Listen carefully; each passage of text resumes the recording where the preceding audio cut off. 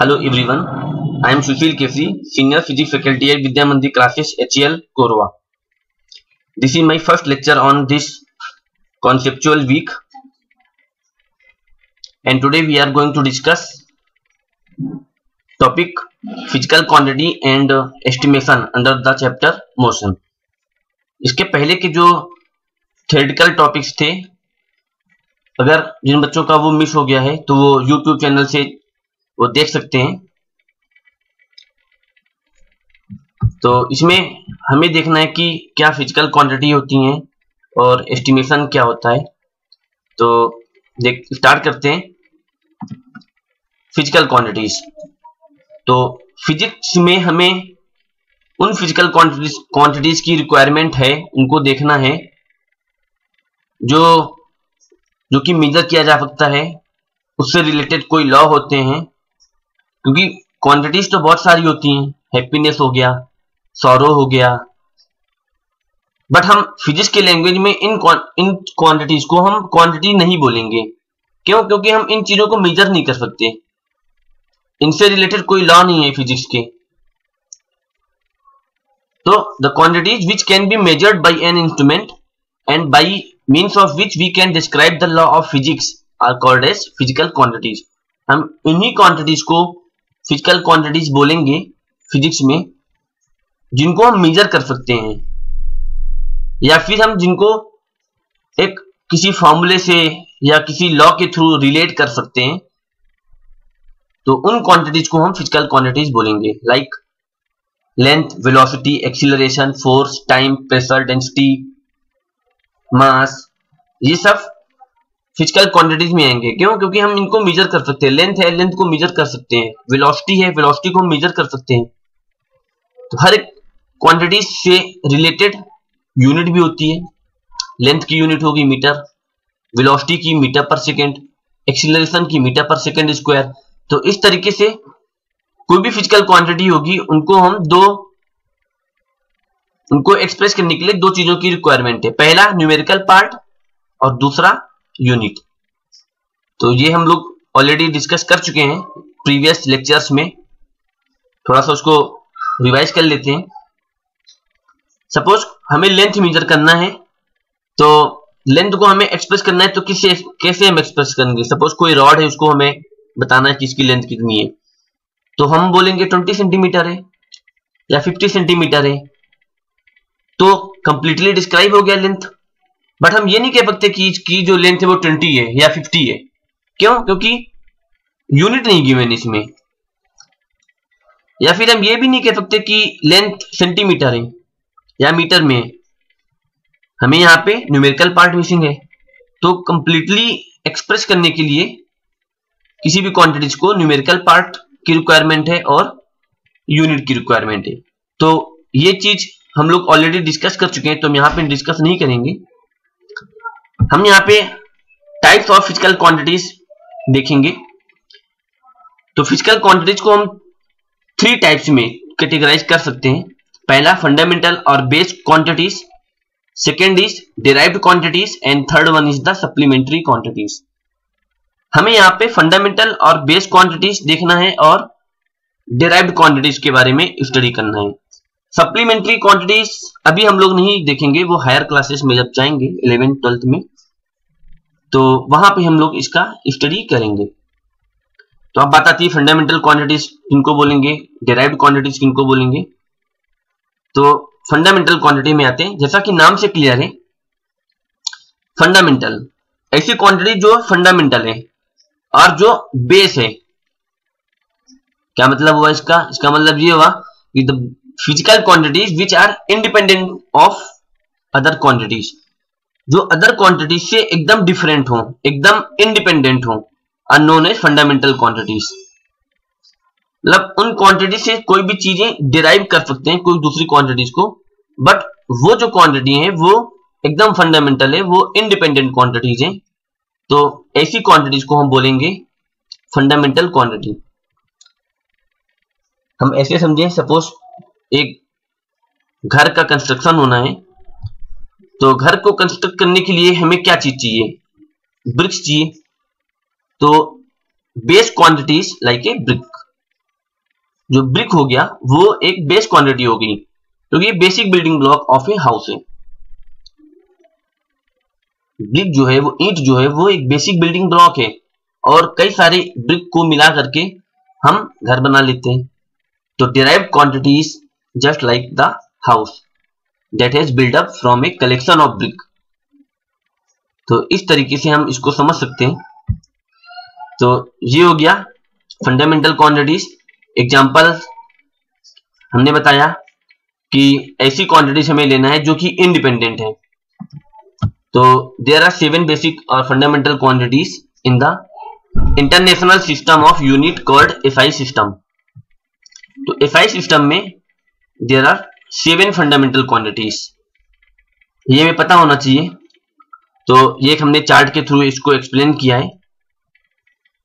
तो पहली फंडामेंटल जो क्वांटिटी है वो मास है, और उसका जो एफआई यूनिट होगा वो किलोग्राम, और इसको हम केजी से एक्सप्रेस करते हैं। Similarly next fundamental quantity is length, और इसका जो यूनिट होगा वो मीटर होगा, symbol small m।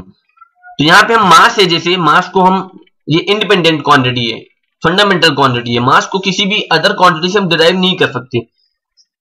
Similarly length एक फंडामेंटल क्वांटिटी हो गई, लेंथ से कोई चीज डिराइव हो सकती है, बट हम लेंथ को किसी अदर क्वांटिटी से डिराइव नहीं कर सकते, ये एकदम इंडिपेंडेंट क्वांटिटी है।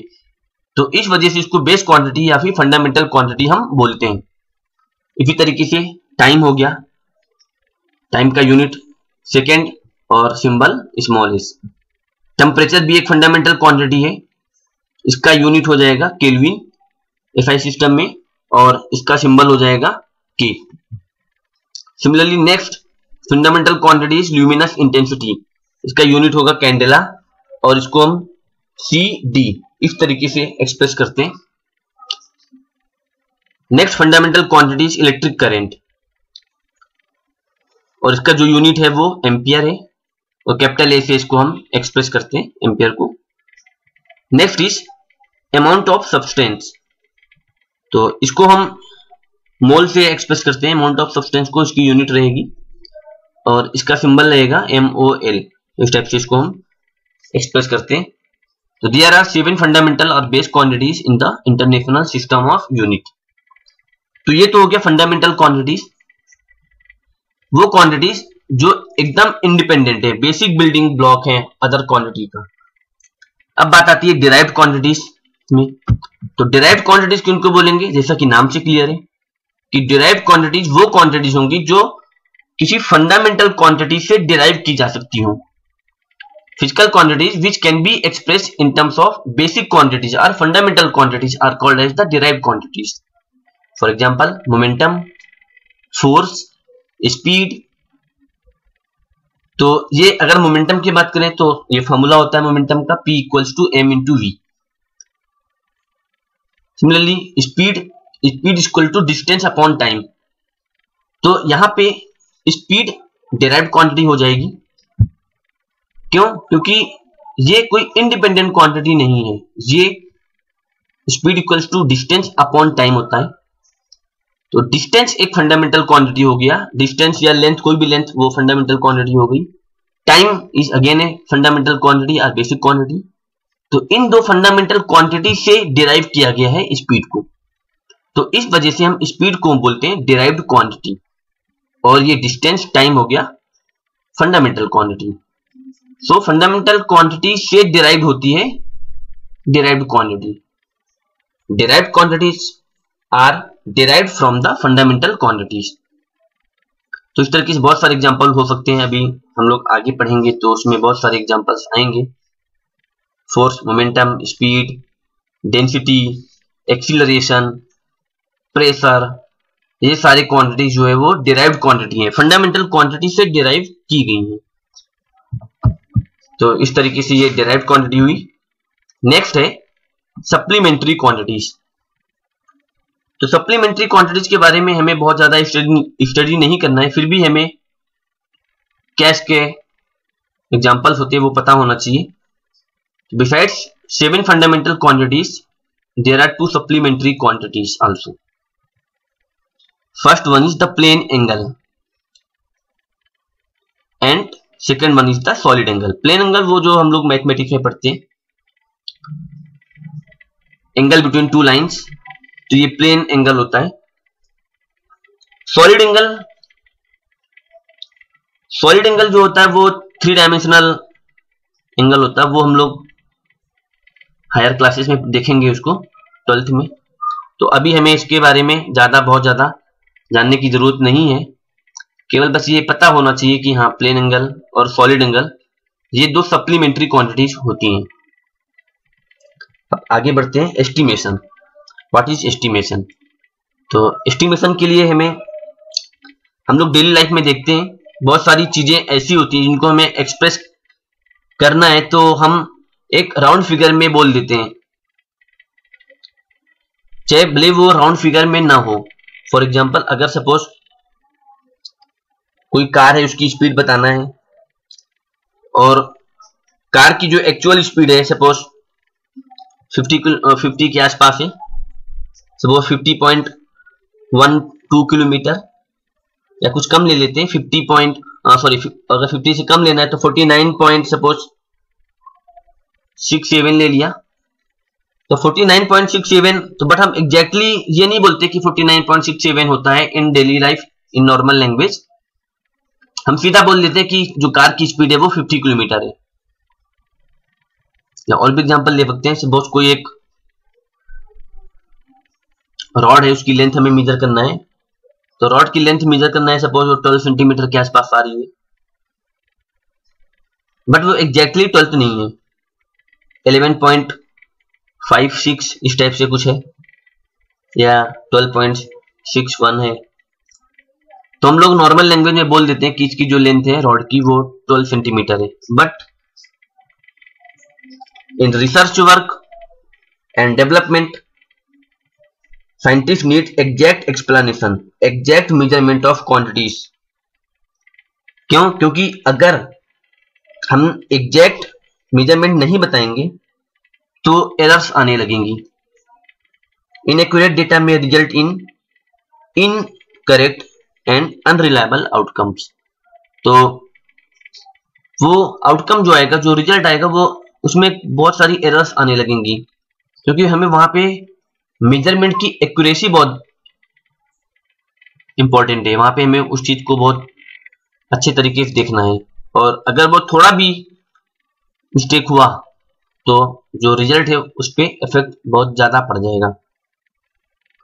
तो उसके लिए बहुत इंपॉर्टेंट है कि जो भी वैल्यू है वो एकदम एक्यूरेट रहे। A close estimate is generally sufficient, but in research work scientist जो है, या जहां पे बहुत ज्यादा एक्यूरेसी की रिक्वायरमेंट होती है, वहां पे हम क्लोज एस्टिमेट नहीं कर सकते, तो हमें वहां पे एग्जैक्ट वैल्यू चाहिए। तो ये एग्जैक्ट जो हम चीज कर रहे हैं ये एस्टिमेशन है, एक क्लोज एस्टिमेशन।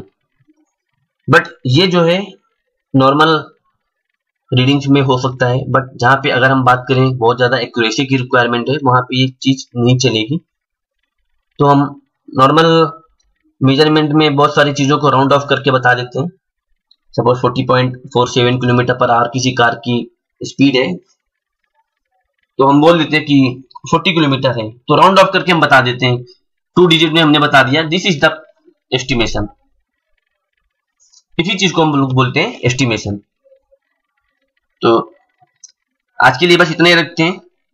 प्लीज इस वीडियो को लाइक करें, शेयर करें और हमारे YouTube चैनल को सब्सक्राइब करना ना भूलें। Okay, thank you.